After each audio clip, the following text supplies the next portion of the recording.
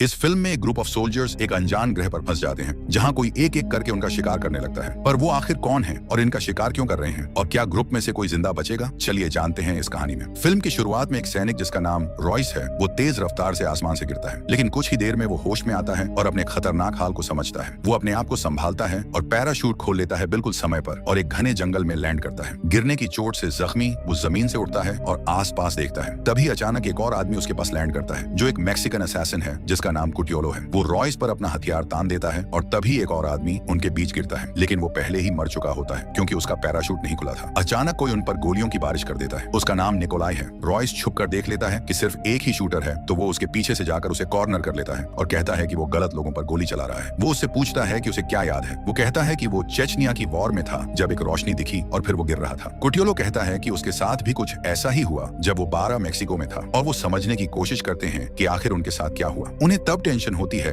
जब जंगल से अजीब आवाजें आती हैं। वो देखते हैं कि एक औरत जिसका नाम इजाबेल है जो एक स्नाइपर है और उन पर अपना हथियार ताने हुए है। वो पूछती है कि उन्हें इस जंगल के बारे में कुछ क्यों नहीं पता और कहती है कि उसने और भी पैराशूट्स गिरते हुए देखे हैं। रॉयस पूछता है कि उसने वो पैराशूट किस दिशा में देखे और फिर वो सब उन लोगों को ढूंढने निकल पड़ते हैं। थोड़ी देर बाद एक आदमी जिसका नाम हंसल है जो याकुजा का मेंबर है उन्हें ऑब्जर्व करता है। वो अपने जूते उतारकर उनके पीछे चल पड़ता है। सीन कट होता है और 2 आदमी लड़ते हुए दिखते हैं। ग्रुप उन्हें ढूंढता है और उनका झगड़ा खत्म करता है। उन आदमियों के नाम स्टैन और मोम्बासा है। स्टैन एक कॉन्विक्ट है जो FBI की लिस्ट का सबसे बड़ा वांटेड है। वो बताता है कि उसने एक और आदमी को पेड़ में अटका हुआ देखा। वो लोग उस पेड़ तक पहुंचते हैं और रॉयस उस आदमी को बचाता है। वो आदमी बताता है कि उसका नाम एडविन है। एडविन थोड़ा कंफ्यूज है लेकिन कहता है कि वो एक डॉक्टर है और अपने काम के लिए जा रहा था जब वही चीज जो सबके साथ हुई उसके साथ भी हुई और अब वो यहाँ है। आगे बढ़ने पर वो एक अजीब स्ट्रक्चर देखते हैं जिसके पास ह्यूमन बोन्स और स्कल्स पड़े होते हैं। परेशान होकर वो सोचते हैं कि आखिर ये सब कौन कर रहा है। मोम्बासा कहता है कि उसे नहीं पता, लेकिन जो भी ये कर रहा है वो स्कल्स को ट्रॉफी के रूप में रखता है। वो समझाता है कि उसकी कल्चर में जिस योद्धा के पास सबसे ज्यादा ट्रॉफीज होती हैं उसे सबसे ज्यादा सम्मान मिलता है। ये सुनकर सभी और ज्यादा चिंतित हो जाते हैं और सबसे बुरा होने का डर लगने लगता है। वो सोचते हैं कि ये स्थिति क्या हो सकती है, एक टेस्ट, रैंसम के लिए ट्रैप या शायद एक एक्सपेरिमेंट के लिए। रॉयस आगे बढ़कर बोलता है कि ये जो भी हो लेकिन वो लोग यहाँ से निकलेंगे। जंगल के अंदर चलना जारी रखते हुए निकोलाई एक पॉइजनस प्लांट तोड़ने वाला होता है। तभी एडविन उसे वार्न करता है कि इसके सिर्फ एक स्क्रैच से कोई भी तुरंत पैरालिसिस हो सकता है। वो सब आगे चलते हैं और एक पॉइंट पर इजाबेल रॉयस से पूछती है कि वो कौन है। रॉयस बात करने से मना कर देता है और कहता है कि वो अकेला ही ठीक है और ग्रुप के साथ इन्वॉल्व नहीं होना चाहता। वो थोड़ी देर के लिए रुकते हैं और तब इजाबेल रॉयस को दिखाती है कि यहाँ की मैग्नेटिक फील्ड अजीब है, एक इम्प्रोवाइज कंपास बनाकर जो वो पानी में रखती है। रॉयस कहता है कि उसने भी एक और वरिंग बात नोटिस की थी। जब से वो लोग यहाँ आए हैं तब से सूरज वहीं है। वो ग्रुप के सभी लोगों के प्रोफाइल्स एनालाइज करता है और समझता है कि वे सभी क्रिमिनल्स हैं। उसे लगता है कि वे किसी वजह से यहाँ चुने गए हैं और इस बात से वो काफी चिंतित हो जाता है। जंगल में आगे बढ़ते हुए वो एक केज के टाइप की चीज देखते हैं, पर केज के अंदर कुछ नहीं होता, लेकिन ये साफ था कि वो किसी खतरनाक चीज के लिए बनाई गई थी जो अब गायब है। ज्यादा टेंस और डिस्ट्रैक्टेड होकर वो कुछ ढूंढने निकलते हैं। तभी मोम्बासा एक स्किल ट्रैप में फंस जाता है। जल्दी ही वो और डेडली ट्रैप्स देखते हैं जो उन्हें मारने वाले थे।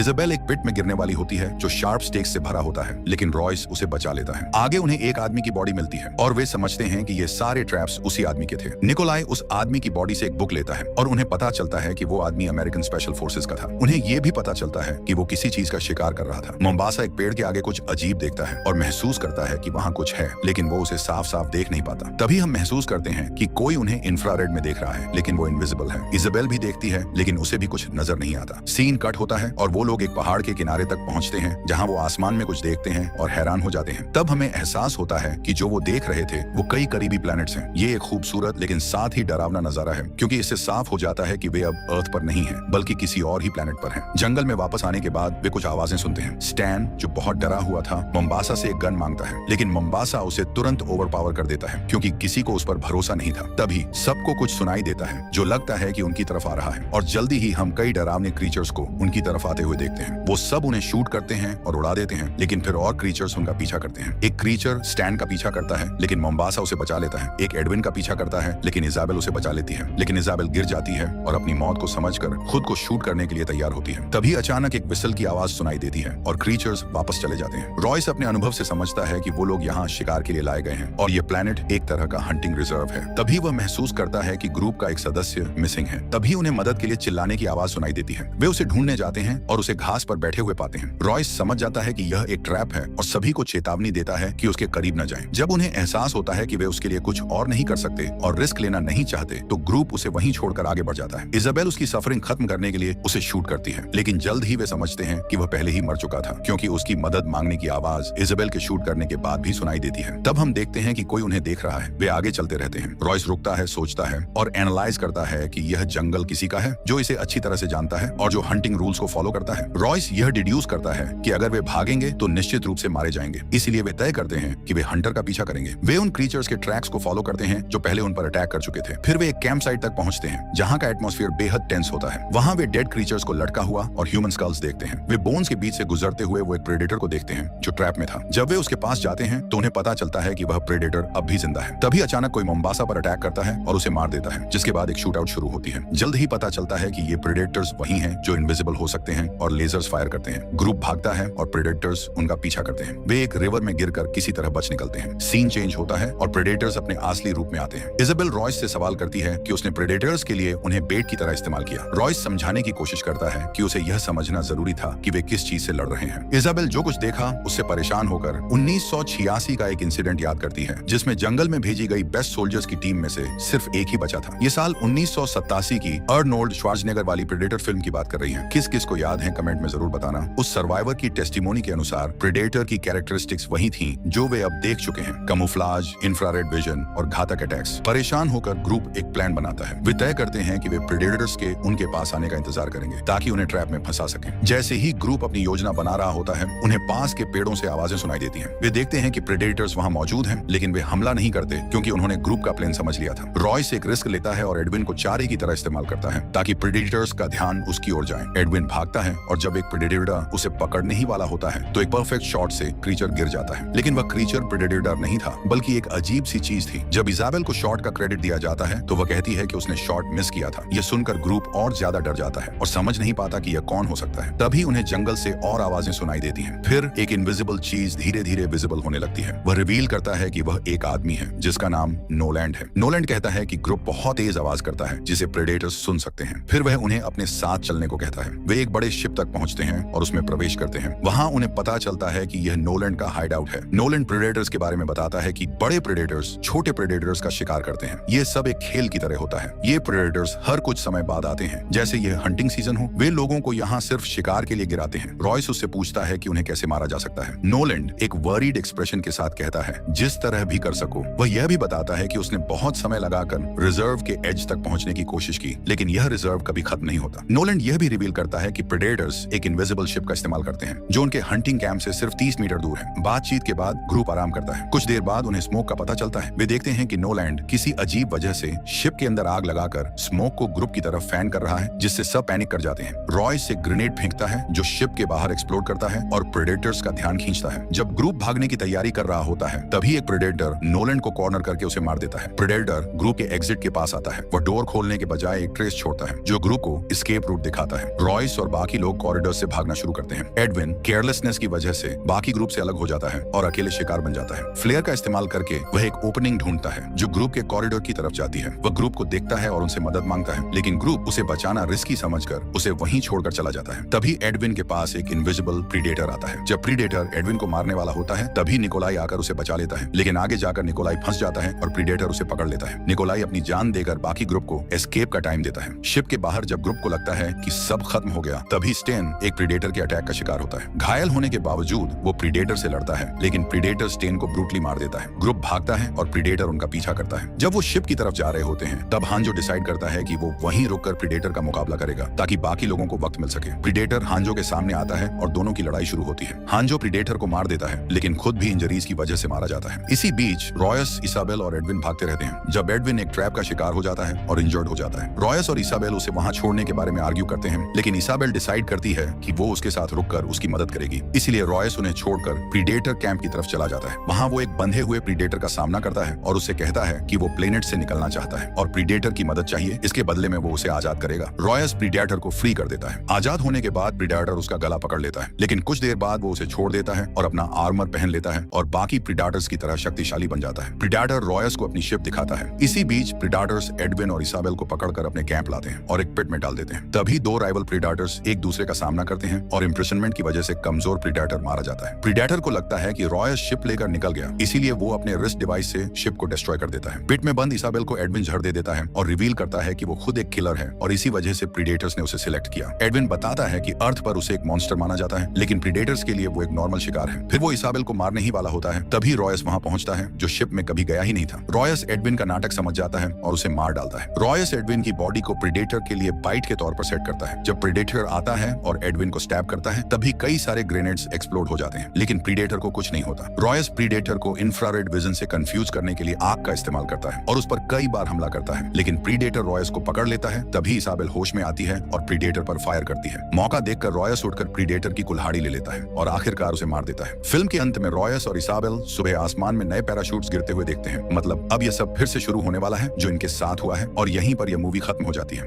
उम्मीद करता हूँ आपको यह कहानी अच्छी लगी होगी। अगर पसंद आई है तो चैनल को सब्सक्राइब करके बेल नोटिफिकेशन ऑन कर लें। तो मिलते हैं अगली वीडियो में।